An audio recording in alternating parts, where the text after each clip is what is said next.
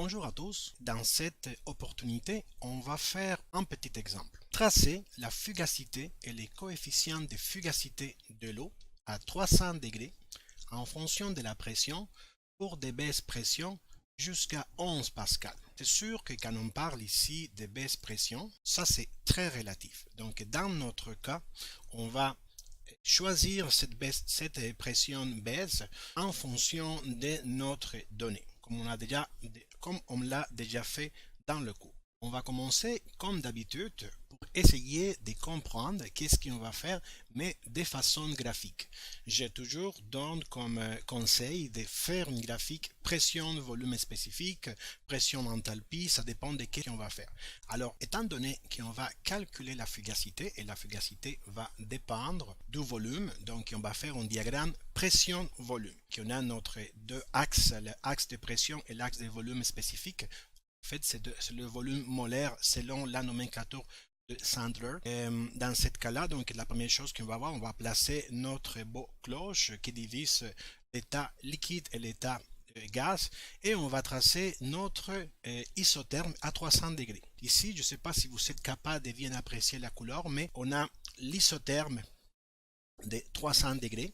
On va la remarquer parce que tout le monde peut l'identifier de façon visuelle. On la représente pour la couleur rouge. Ça, c'est notre gaz qui n'est pas un gaz parfait, c'est un gaz réel. Après ça, ici, il y a un changement de couleur entre rouge et mauve. Ça, c'est l'équilibre vapeur liquide.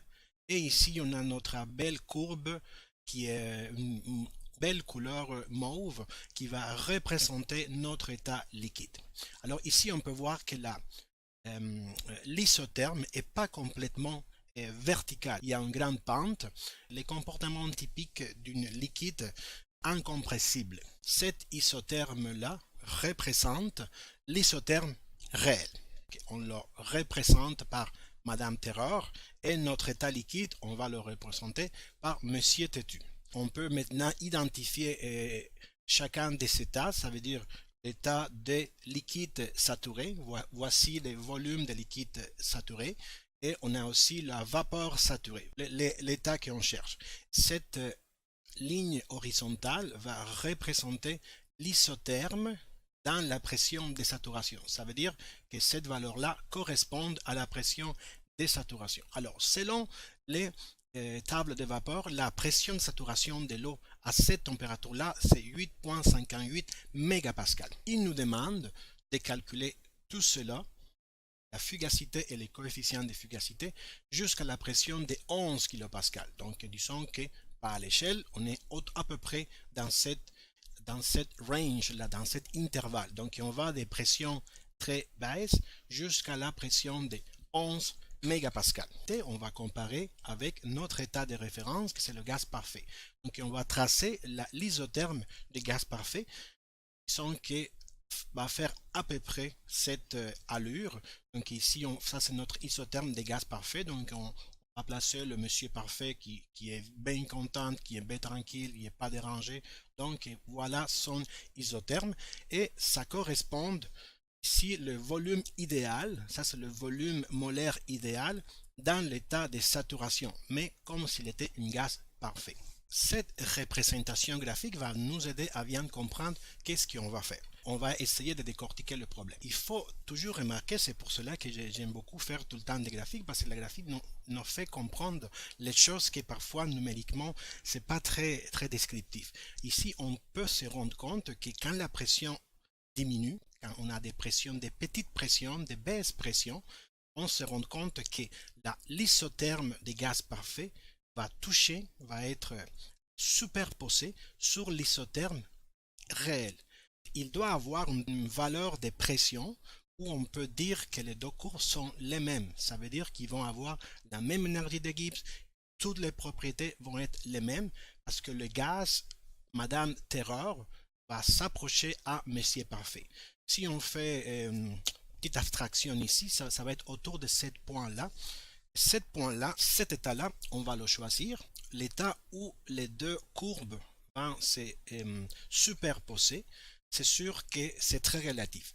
Dans notre cas, on va le choisir comme la pression la plus petite qu'on va avoir pour la vapeur surchauffée. Donc, on a des données pour la vapeur surchauffée et la pression la plus petite qu'on a à cette température-là, à 300 degrés, c'est 0,010 mégapascal. Ça, on avait déjà fait notre problème, mais ici, cette pression-là, on pourrait bien l'avoir choisir un peu plus élevée, mais ça, c'est la plus petite. Je vais pas prendre chance, mais on peut calculer la valeur des Z, voir si vraiment notre supposition est correcte.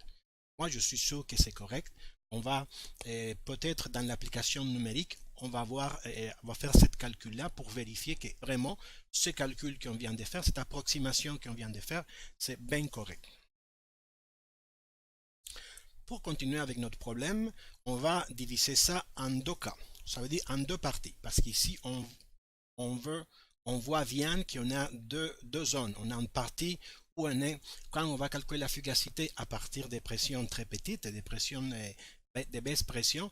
Ici, on commence avec l'état de gaz jusqu'à la pression de saturation. Et à partir de la pression de saturation, donc on est en mesure, on va calculer la fugacité de l'état liquide. Donc, on a bien deux cas. On a le premier cas où la pression est entre 0,10 et 8,58. Ça veut dire qu'on est dans cette zone-là. Cette pression ici qu'on voit qui est bleue. Donc ça, c'est la pression. On est dans le cas où on va calculer la fugacité entre 0,010 et 8,58. Dans ce cas-là, par la définition de la fugacité c'est la différence entre Madame Terreur et Monsieur Parfait. Pour les composants I, que dans notre cas, c'est de l'eau. Ça veut dire qu'on va calculer l'intégrale entre 0 et P de la différence entre le volume réel et le volume idéal. Comme on va calculer ça à partir des tables thermodynamiques, on peut diviser ça, on peut diviser notre intégrale en deux. Ça veut dire l'intégrale de la somme, c'est la somme des intégrales. Dans ce cas, l'intégrale des soustractions, c'est la soustraction des intégrales. On peut diviser la première intégrale qui correspond à Madame Terreur et le deuxième intégrale qui correspond à Monsieur Parfait. On va considérer d'abord la deuxième partie, que c'est la plus facile parce que c'est le gaz parfait. Ça, on l'avait déjà fait dans le cours, mais on va le répéter ici. Donc, dans cette cas-ci, on va calculer l'énergie de Gibbs entre 300 degrés et une pression P qui est entre ces deux valeurs-là, 0,010 et 8,58. Dans ce cas-là, on va faire l'intégrale de 0 à P de cette RT sur P. Alors, c'est sûr que 0, c'est difficile d'évaluer. Donc, dans ce cas-là, on va couper l'intégrale en deux. On va couper l'intégrale entre 0 et une pression petite qui s'approche à 0. Et on va prendre ici cette partie-là, ces pressions qui s'approchent à 0. Dans notre cas, c'est 0,010. Ça veut dire que cette première partie, on va la calculer comme l'énergie de Gibbs entre 0 et la pression de 0,010. C'est-à-dire que l'énergie de Gibbs à 300 degrés et à une pression qui est entre 0,010 et 8,58 va être égale à la première intégrale. On va la calculer directement du tableau de vapeur parce qu'ici on a déjà vu, on a déjà dit et on peut prouver avec Z que les gaz parfaits et les gaz réels ont les mêmes propriétés. Donc dans ce cas, je peux calculer l'énergie de Gibbs à la température de 300 et à la pression de 0,01 à partir des tables de vapeur. Et la deuxième partie de l'intégrale, mais c'est une intégrale très simple, c'est une intégrale d'un logarithme naturel. Donc dans ce cas-là, qu'est-ce qu'on est en train de faire? On est en train de calculer cette intégrale-là. Si je me permets de chercher mon stylet et on va choisir un beau couleur bleu, on va calculer cette intégrale. En fait, on va faire cette intégrale.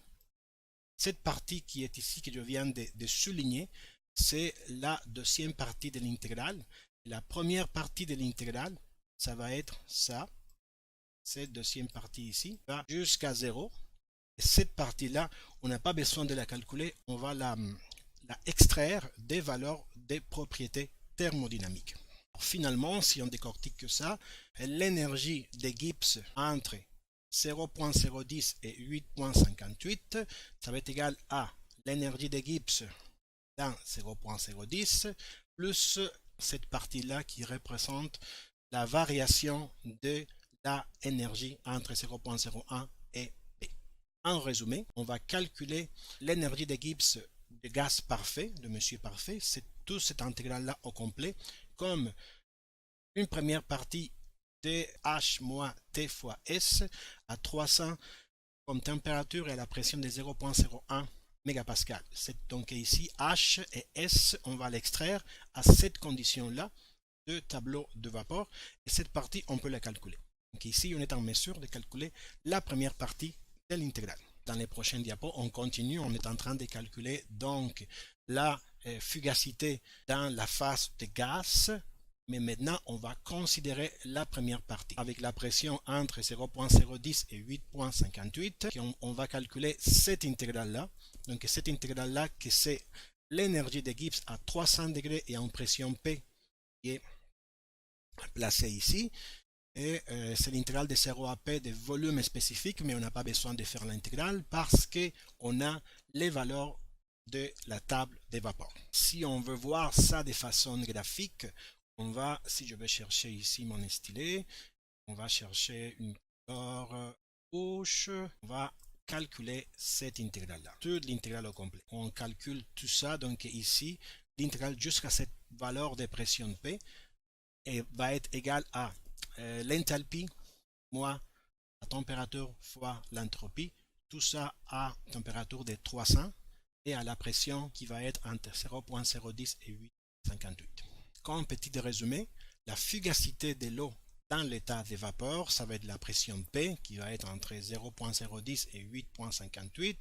Ici, de façon pédagogique, je l'écris de façon rouge parce qu'on est en train de calculer la fugacité de Madame Terreur. Donc, ça va être égal à la pression fois l'exponentielle de 1 sur RT, l'énergie de Gibbs de Madame Terreur moins l'énergie de Gibbs de Monsieur Parfait. Ou l'énergie de Gibbs de Monsieur Parfait est donnée par cette équation-là et l'énergie de Gibbs de Madame Terreur, on la calcule directement à partir de données de tableau des propriétés. Finalement, les coefficients d'activité, ça va être la fugacité qu'on va obtenir cette équation-là divisée par la pression.